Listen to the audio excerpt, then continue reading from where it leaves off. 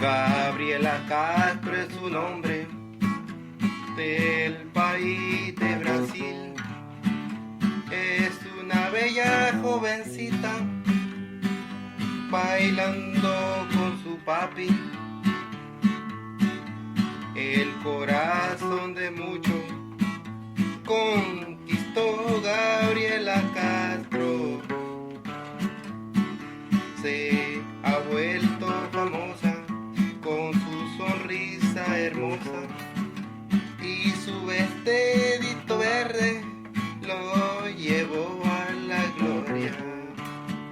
Viva Gabriela Castro, ay, en el país de Brasil, que se convierta en modelo y que llegue al mundo entero